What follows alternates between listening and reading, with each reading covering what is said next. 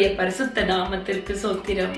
புதிய நாளை கூட்டி கொடுத்த எங்கள் தேவனுக்கு நன்றி கூறி நீங்க எல்லாரும் தேவனுக்குள்ள மன மகிழ்ச்சியா சந்தோஷமா இருப்பீங்கன்னு நான் விசுவாசிக்கிறேன். இன்றைக்கு ஆண்டவருடைய வார்த்தை எங்களிடம் கடந்து வருகிறது. யோவான் 1:5 அந்த ஒளி இருளிலே பிரகாசிக்கிறது, இருளானது அதை பற்றி கொள்ளவில்லை. அந்த ஒளி யாரு? நம்முடைய ஏசப்பா தான். ஏசப்பா தான் அந்த ஒளி.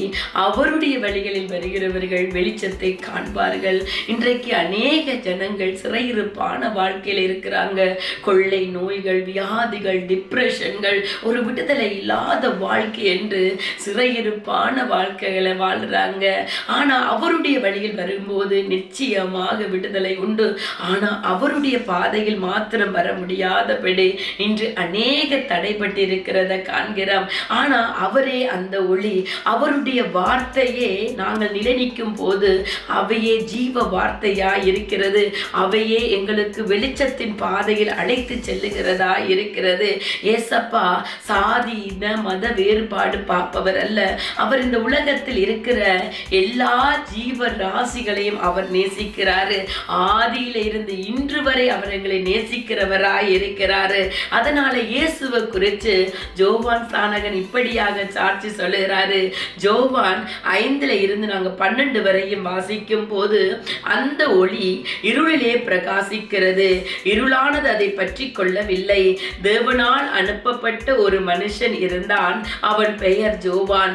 அவன் தன்னால் எல்லாரும் விசுவாசிக்கும்படி அந்த ஒளியை குறித்து சாட்சி கொடுக்க சாட்சியாக வந்தான். அவன் அந்த ஒளி அல்ல, அந்த ஒளியை குறித்து சாட்சி கொடுக்க வந்தவனாய் இருந்தான். உலகத்திலே வந்த எந்த மனுஷனையும் பிரகாசிப்பிக்கிற ஒளியே அந்த மெய்யான ஒளி.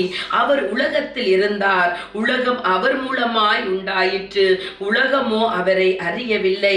அவர் தம்முடைய சொந்தமானதிலே வந்தார், அவருக்கு சொந்தமானவர்களோ அவரை ஏற்றுக்கொள்ளவில்லை. அவருடைய நாமத்தின் மேல் விசுவாசம் உள்ளவர்களாய் அவரை ஏற்றுக்கொண்டவர்கள் எத்தனை பேர்களோ அத்தனை பேர்களும் அவருடைய பிள்ளைகளாகும்படி அவர்களுக்கு அதிகாரம் கொடுத்தார். அவர் உங்களை அவருடைய பிள்ளைகளாக அவர் அழைக்கிறார். அப்பா எவ்வளவு நேசம் இருந்தா உங்களை அவர் அழைக்கிறார் பாருங்க. சிறையிருப்பான வாழ்க்கைகளில் இருந்து விடுதலை பெறுங்க. அவருடைய பாதையில் வாங்க.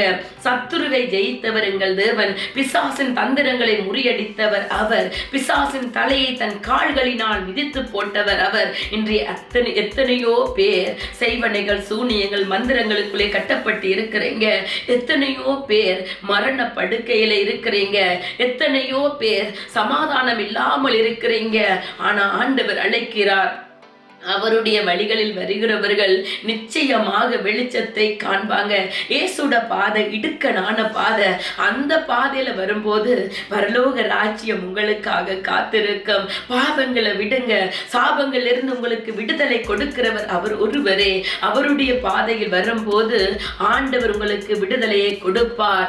அவருடைய பாதையில் வருகிறவர்கள் இருள் விலகி ஒளியை காண்பார்கள். அவரே வெளிச்சமாய் இருக்கிறபடியினால் அவருடைய பாதை வருகிறவங்க வெளிச்சத்தை காண்பாங்க. இன்றைக்கு அநேக நற்சாட்சிகள் எழும்பி இருக்குது. நீங்க கேட்டு பாருங்க. கொள்ளை நோயிலிருந்து விடுதலை பெறாம இருந்தவங்க இன்றைக்கு எத்தனையோ பேர் இயேசுவை கண்டு விடுதலை பெற்றிருக்கிறாங்க. எத்தனையோ பேர் ஆண்டவர் தனக்காக எழுப்புகிறார். ஆனா அநேகர் என்று விழுந்தும் போறாங்க, பின்மார்க்கமா போறாங்க. ஏன் தெரியுமா? அவருடைய பாதை இடுக்கனான பாதை. சத்துருவானவன் அவர்களை வஞ்சிக்கிறான். ஆனா இயேசுவின் நாமத்தை சொல்லி வெளியேறு என்ன விட்டுன்னு சொல்லும் போது கொள்ளை நோய்கள் வெளியேறும், செய்வனை சூனியங்கள் வாய்க்காது. பாவங்களில் இருந்து நீங்கள் மனம் விலகி அவருடைய வழியில் வரும்போது பரலோக ராஜ்யத்தை சுதந்தரித்துக் கொள்ளுகிறவர்களாய் இருக்கிறீங்க. அப்போ ஒரு சின்ன ஜெபம் செய்வோமா?